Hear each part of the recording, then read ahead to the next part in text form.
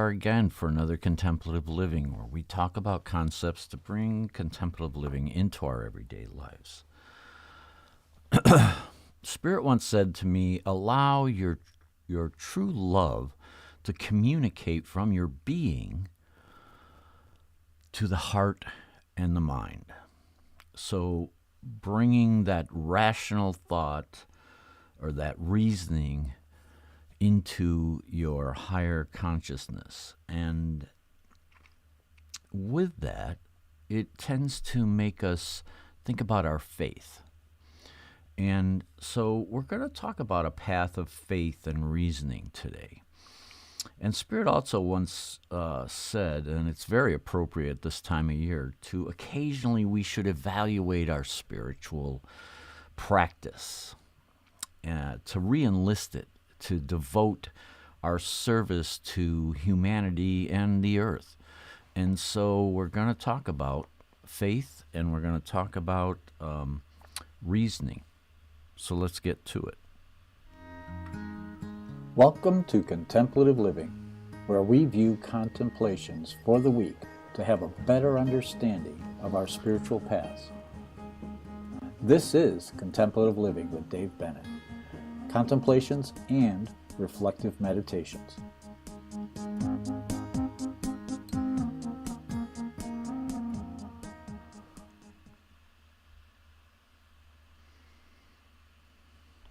All right, so here we are.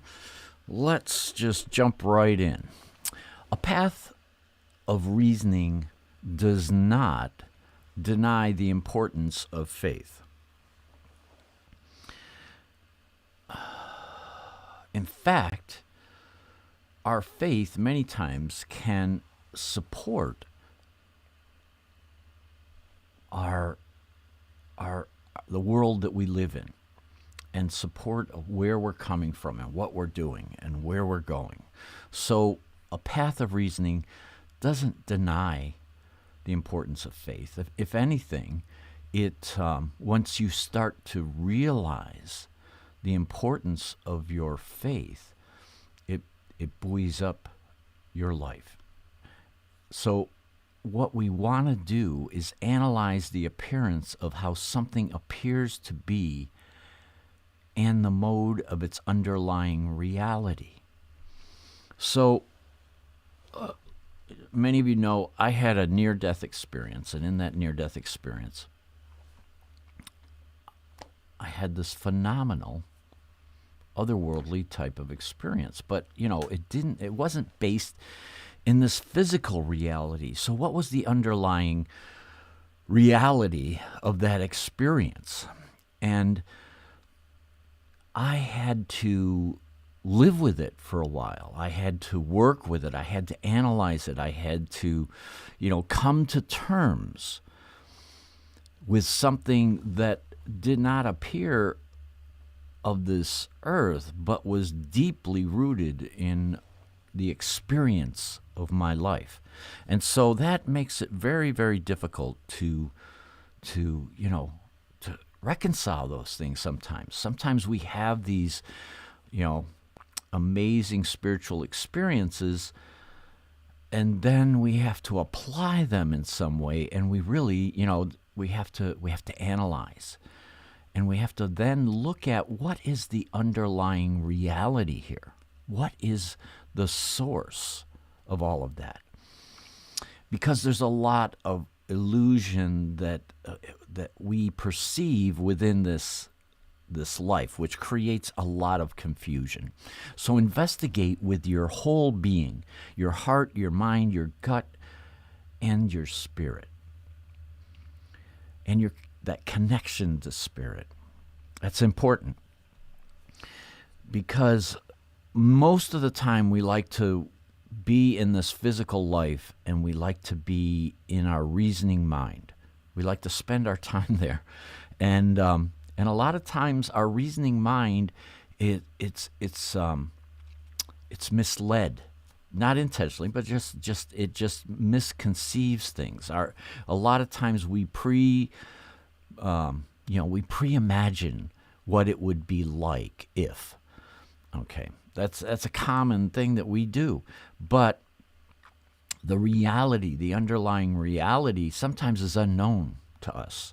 So we have to go and we have to use our senses to kind of find our way and to analyze.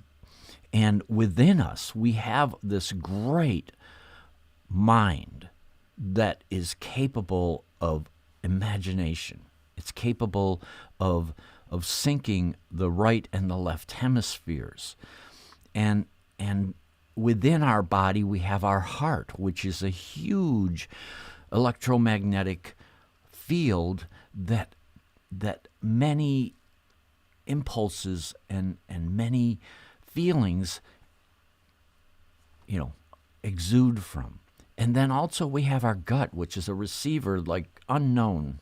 It's just so unknown as to how great that receiver is within our body. So it's constantly receiving input, and so when we combine all of that with our spirit, with our higher consciousness, we have all the tools that we need in order to move forward. So look at how you, me, and others actually are our true nature.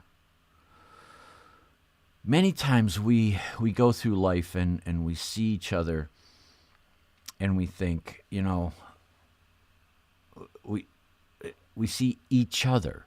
We don't see ourselves combined. We don't see our true nature. We see others as others, and others see us as others.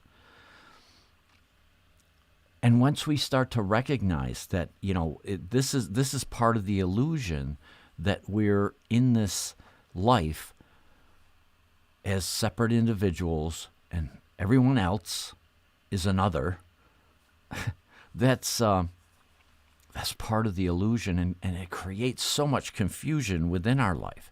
So investigate the state of existence that you find yourself in right now. Are you in a state of confusion?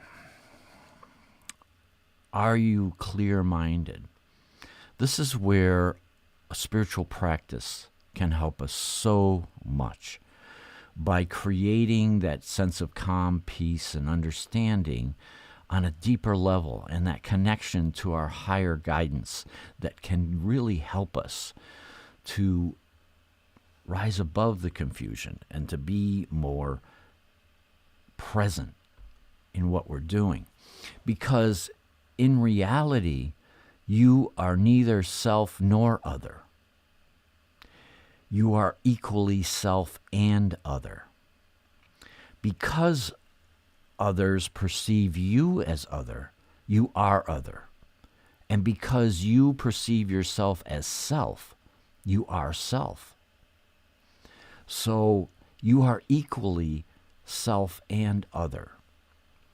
And once you come to recognize that, then the barriers tend to melt away. The need for the separateness dissolves. And so we become that global family. We become who we are meant to be. And our senses start to come together. We start to understand the reality of who we are, where we are, and we start to perceive it on a more global understanding. So when we're looking at the underlying reality of something, I used to live in New York, and outside in the yard we had these amazing apple trees, and you could perceive. My mind could perceive the apple, but it was just an abstract thought. But I could go out and I could hold the apple. I could feel the weight of the apple. But that wasn't the reality of the apple, because the apple had senses of smell, of taste, of feeling, and I could hear it when I crunched into it. But that wasn't reality either. That was just my sense of that sound. I could smell the apple, but then that was just the sense, my sense of smell. And so when we put our senses together, we find that physical part of the reality, but it's not the underlying reality of this apple, because the apple had so many conditions that brought it into being, so many underlying conditions that are a part of its reality, just like we have multiple experiences that are a part of our reality, that make us who we are here and now. And so it's difficult. There's so much confusion because our mind has an abstract thought of what the apple is, of what our life is, of what the other is, who the other is.